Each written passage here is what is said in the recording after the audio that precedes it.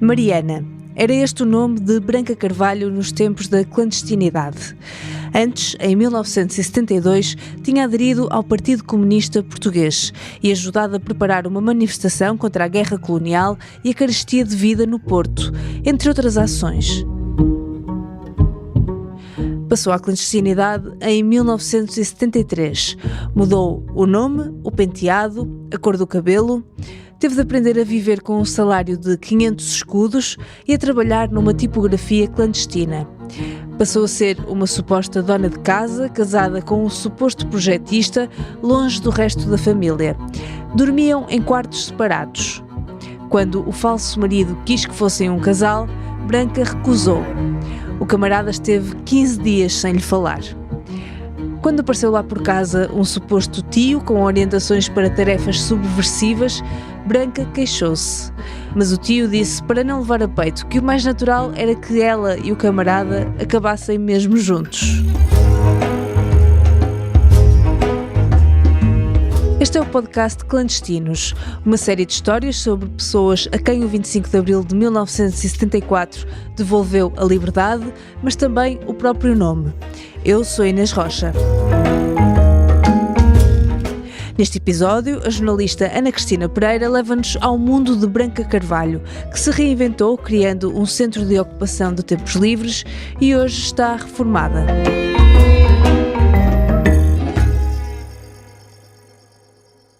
Abaixo a vida cara. Fim às criminosas guerras coloniais. Por aumentos de salários e melhores condições de vida. Abaixo o governo fascista. Façamos do 1º de Maio uma grande jornada de luta. Branca Carvalho até se riu quando viu a propaganda que o irmão mais velho tinha para distribuir na manifestação do 1º de Maio de 1974, no Porto. Nós tínhamos feito isso em abril, já para distribuir na manifestação do 1º de Maio. E então, eu lembro-me perfeitamente de andar nas ruas da Baixa a distribuir e era uma sensação estranha. Assim. Eu fiz isto há 3 semanas ou 15 dias e agora não queria distribuir. Tinha passado quase um ano na clandestinidade. Numa divisão da casa que partilhava com um camarada em Valbom, Gondomar, tinham montado uma tipografia. Compunham textos letra a letra, num prelo com rolo de impressão. Pesado, barulhento. Eu lembro-me nesse ano, abril, foi a semana da Páscoa. E nós estávamos a produzir estes documentos, fizemos 5.000 documentos destes. E o prelo, era assim uma coisa grande, fazia muito barulho. Rádio Renascença, emissora católica portuguesa. Então nós passámos dias e dias e dias a ouvir missa o dia inteiro, porque para abafar os ruídos, janela fechada e e o rádio na maior das alturas, como isso eu já não podia ouvir mais missa na vida. De repente, a revolução saiu à rua. E ali estava Branca Carvalho, no 1º de maio de 1974, na Avenida dos Aliados, na Baixa do Porto.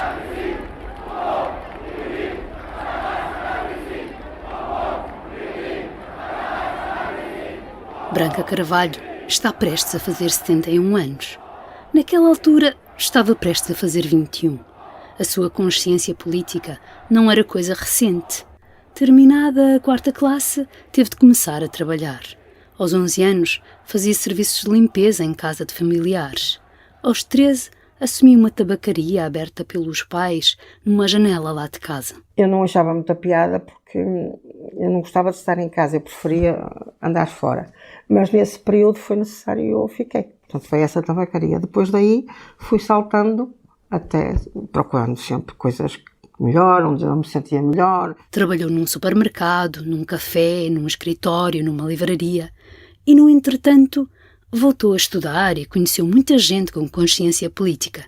Mas é na casa da família, no Porto, que Branca Carvalho situa o princípio de tudo. A minha adesão à política prende-se muito com o meu pai. O meu pai sempre teve por ser republicano, sempre teve uma perspectiva em relação à situação de contestação e foi-nos ensinando e interiorizando algumas coisas. As más condições de vida, a nossa situação que não era boa do ponto de vista económico, o facto de termos rapazes e que a potencialidade deles irem para a guerra colonial era muito grande. Ouviam a Rádio Portugal Livre, que era emitida em onda curta a partir de Bucareste e funcionava como antena dos militantes do Partido Comunista e outros democratas. Íamos para uma varandazinha e meu pai punha o rádio e nós fazíamos rodinha à volta dele para ouvir o que se dizia.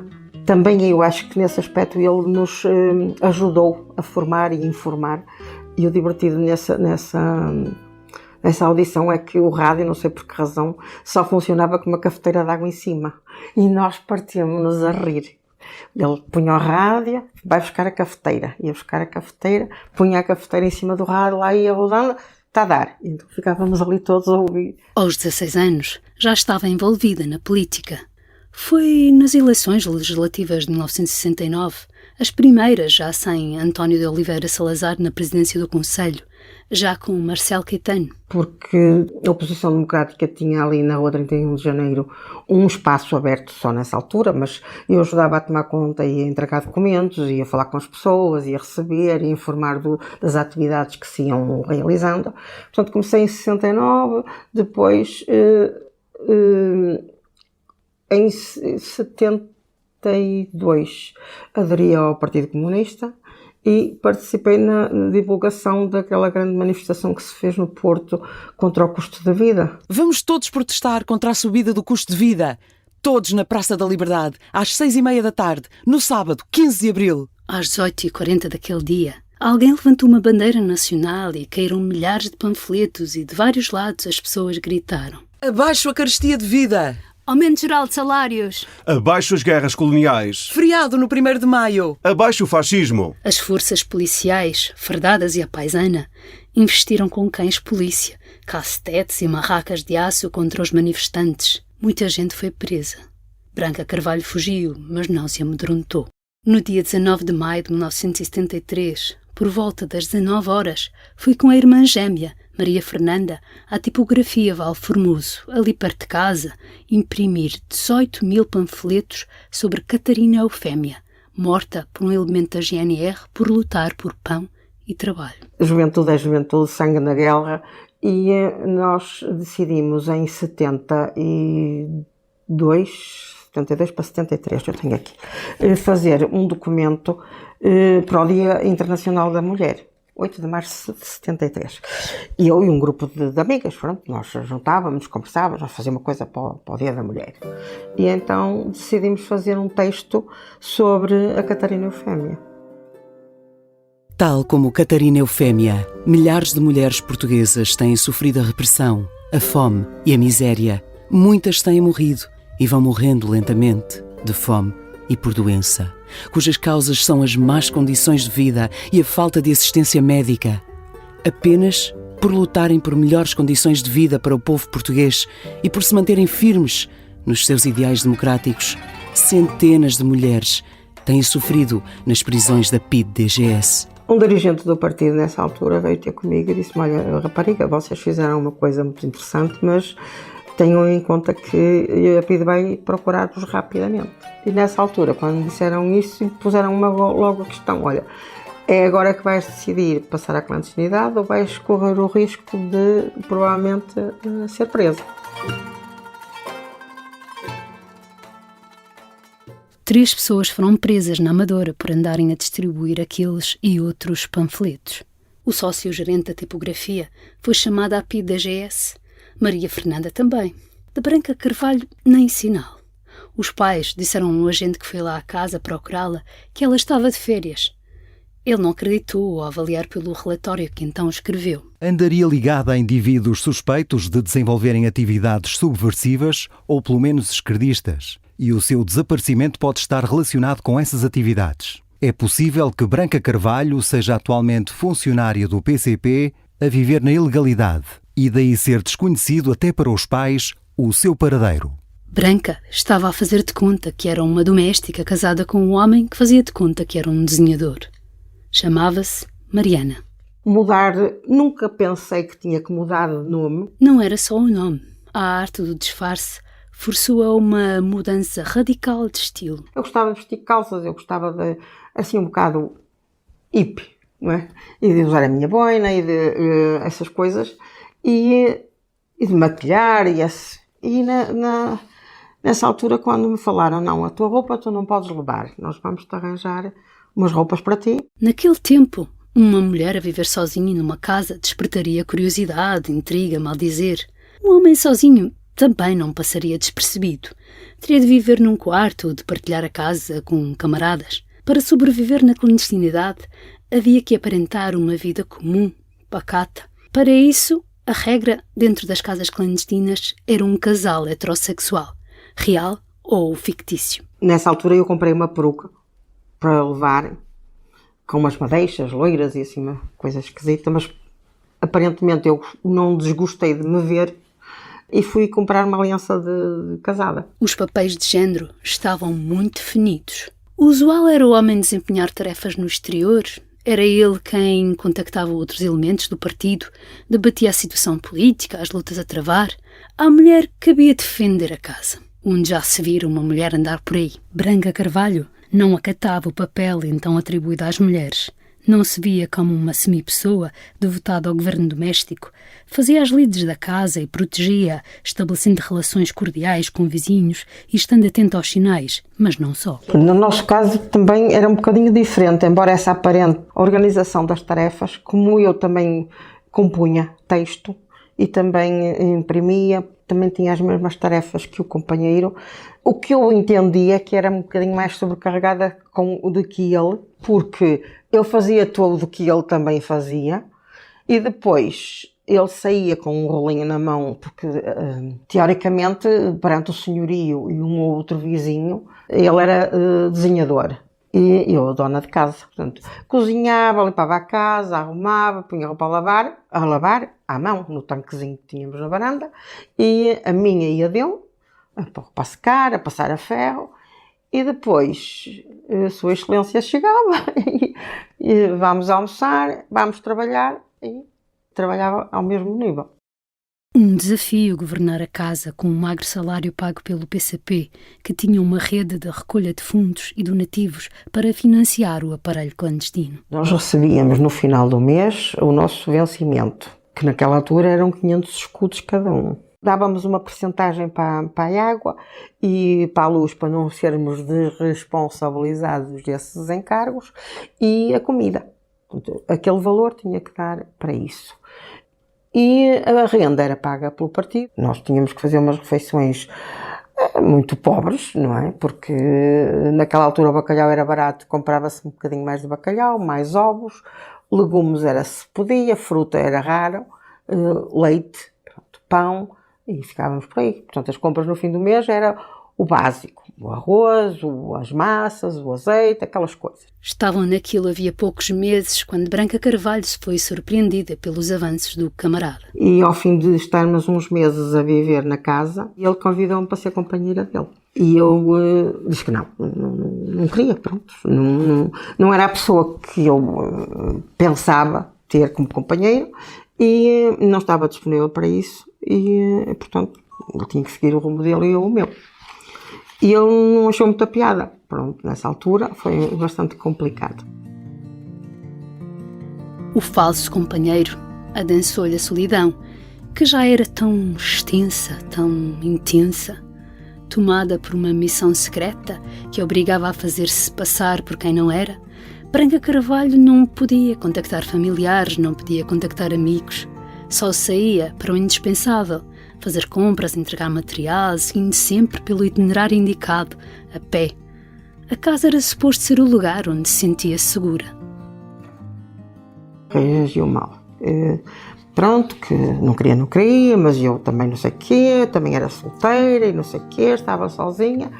Disse, pronto, mas o estar sozinha é uma opção, eu não quero e, portanto, vamos ter que colocar esta questão porque eu não quero ter nenhuma relação. O que é que ele fez? Durante 15 dias deixou-me de falar. Não falava comigo, pura e simplesmente. E eu também tomei uma atitude, o primeiro dia, o segundo não fala. O que é que eu decidi fazer?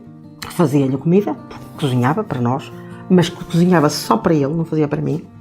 E eu bebia um leite, um pão, assim umas coisas, e não me sentava com ele à mesa. Ele nunca me perguntou o que é que se passa, vamos lá conversar, nada. Os casais das casas clandestinas eram acompanhados por um suposto irmão, tio, primo, que ele vinha de quando em quando. Quando o suposto tio apareceu, Branca Carvalho tinha perdido 6 quilos. Acho que o PCP, nessa altura, como em outros momentos da vida, tinha uma atitude um bocado machista. Portanto, quem ouviu primeiro? O camarada. E depois de ele ter explanado o que entendeu, também me chamaram para falar comigo. E eu disse o que é que se estava a passar e, portanto, que não aceitava. Para mim era um bocado acima de qualquer coisa aquela proposta. Branca não encontrou a condenação que esperava. O que ele me disse, isto é natural, não sei porquê, ele é boa pessoa. Este tipo de conversa. E eu percebi mais tarde que, em geral, todos os camaradas, homens e mulheres, que foram para a clandestinidade sem os seus companheiros ou companheiras, tiveram este tipo de relação. Foi natural. Estavam na mesma casa, depois vão criando laços de amizade e não só, e acabaram por se tornar um casal.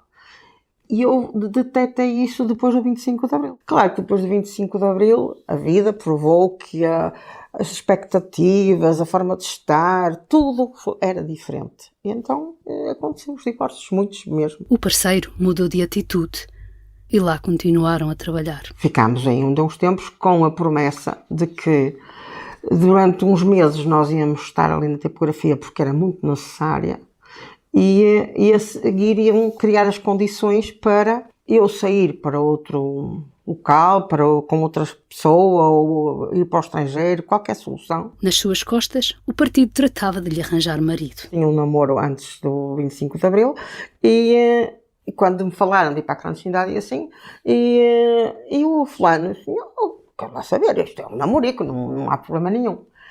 Eu soube que o partido foi contactá-lo quando eu tive este problema lá na casa para ver se ele aceitava passar à clandestinidade e ser o casal de facto. Soube-o naquela manifestação na Avenida dos Aliados, no 1º de maio de 1974. Faz agora 50 anos.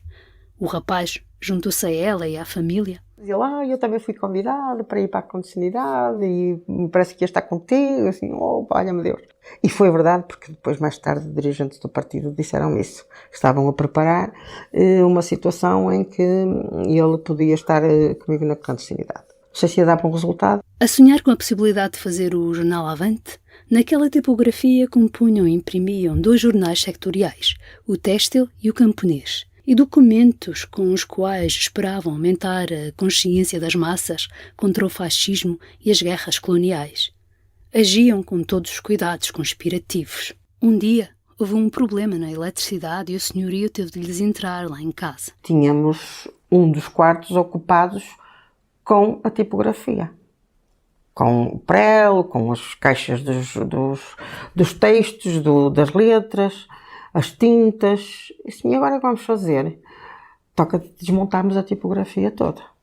E metemos dentro do guarda-fatos do meu quarto, no outro quarto também onde vivia o outro camarada, também materiais. Distribuímos assim pelos quartos, porque aparentemente seria o sítio onde o homem não ia. Só que ele chegou lá à casa e resolveu ver as dependências todas. E chegou ao meu quarto, assim, olha, melhor é ver aqui atrás do guarda-fatos, e dizia ele, a senhora deve ter muita roupa, é tão pesado. E nós a rezar aos santos todos que conhecíamos, para o homem não se lembrar de ver a roupa que tínhamos dentro do guarda-fatos. Não podiam ter fotografias nem outras marcas pessoais. A qualquer momento poderiam ter de sair, de passar para outra casa clandestina, assumir outro nome. Também podiam ir para a prisão. 3 dias antes do 25 de Abril, nós fomos contactados, porque o nosso senhorio tinha telefone e nós não tínhamos. E pedimos ao senhor, quando fomos para a casa, que ainda não sabíamos se íamos ficar lá muito tempo ou não, aqueles pretextos que se inventam. Se não tinha problema de nos deixar de vez em quando telefonar para a família, ou a família ligar, ou a mãe ou o pai ligarem para ver se estava tudo bem. E o senhor foi muito simpático, disse que sim, senhora. E de quando em quando ele vinha-nos chamar, olha, o pai telefonou a dizer que daqui a 10 minutos volta a ligar. Quer vir lá? Sim.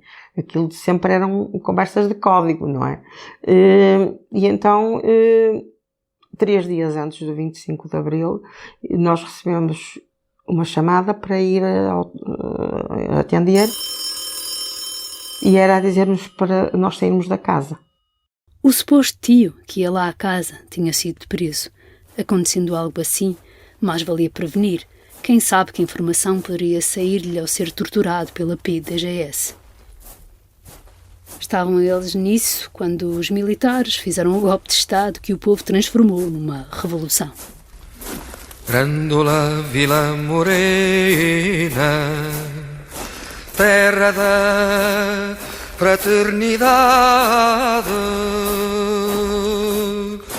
o povo é quem mais ordena, dentro de ti a cidade, dentro de ti a cidade. 25 de Abril, eu estava à porta de uma loja para comprar as malas para carregar os materiais todos da tipografia. Já tínhamos tudo embrulhado, tudo embalado, tudo pronto, mas não tínhamos sacos, não tínhamos nada. Então eu tinha tido um contacto para ir buscar dinheiro, que era, e tinha esse dinheiro, e ali em Balbão, perto do centro, havia uma loja de venda de malas, e eu estava lá à porta às 9 horas para comprar as malas, para metermos os materiais todos da tipografia dentro, metermos num táxi e ir para uma pensão. Era o que estava estipulado. Mas cheguei lá e comecei a ouvir na rádio que havia um movimento de militares, disto, daquilo e aquilo outro, e comecei a ouvir as notícias assim alto. Isto parece uma coisa já democratas e assim, deixa ver. Voltei para trás, não comprei malas nenhumas. E cheguei a casa e disse ao companheiro, vamos ouvir o rádio porque eu ouvi isto assim e vamos ver o que é.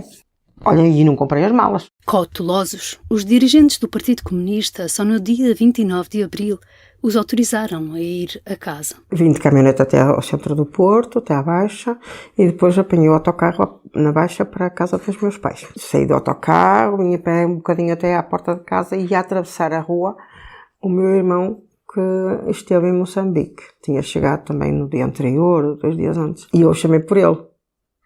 E ele ficou assim parado um pedacinho, a olhar para mim, sem me reconhecer.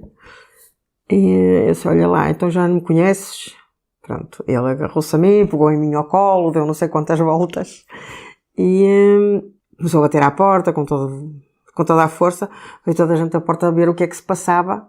Estavam os meus pais, a minha irmã mais velha, o meu sobrinho. Só não estava a gêmea, que estava naquela altura na rua da Aníbal Cunha a fazerem a limpeza lá na cidade. E depois eu é que fui ter com ela. A mãe teve uma reação curiosa. Ela tinha alguma revolta por eu ter deixado a família e não entendia a minha decisão. De maneira que naquele dia foi a raiva dela, a raiva e o amor que saltou tudo nesse dia. Chegou à minha beira, Praz, nunca mais voltas a sair de casa. Disse, não, agora não preciso, pronto, ficámos por aí.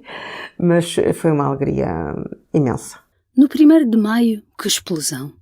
A última manifestação em que tinha estado tinha sido em abril de 1972.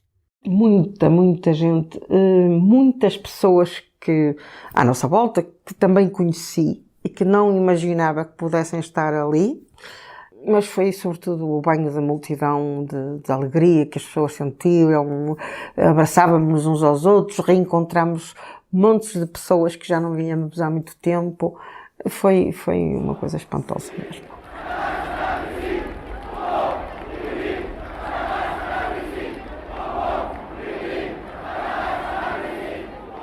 Idealizava um mundo onde nós tivéssemos liberdade. O que aconteceu no 25 de Abril? Esse era o meu ideal de país, muito crente em relação aos países socialistas, que depois deram o que deram, mas eu nessa altura tinha a minha visão idílica desses países. Fomos enganados. Fez parte do Comitê Central. Foi candidata à Assembleia Constituinte pelo Porto. Foi eleita deputada na Assembleia Municipal de Viana do Castelo. Foi vogal na Junta de Freguesia de Monserrate. Saiu do PCP em 2002, alegando discordâncias profundas com o partido. Reinventou-se. Fundou um centro de atividades de tempos livres e lá trabalhou 15 anos.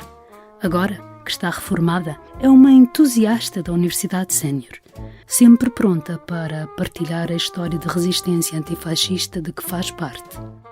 É necessário avivar memórias do que foi antes e o que estamos a viver atualmente. Como é que foi possível chegar ao 25 de Abril? E só foi possível porque houve muitas pessoas que deram o seu melhor para que isso acontecesse.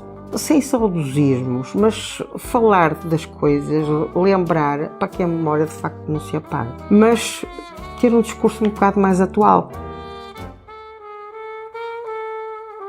A vida cara, todos nós falamos disso. Aumentam os preços, a fruta, aos legumes, e quem quer ter alguma qualidade de vida sabe isso. As rendas de casa, na nossa geração, nós vivíamos como os pais, como se está a viver outra vez agora, não é? Depois, os direitos das mulheres. Depois do 25 de Abril, o que é que teve? Foi muito bom para o que tinha antes, não é? As autorizações aos maridos, ou não podia seguir determinadas profissões. Hoje, as mulheres têm uma participação na vida social muito grande.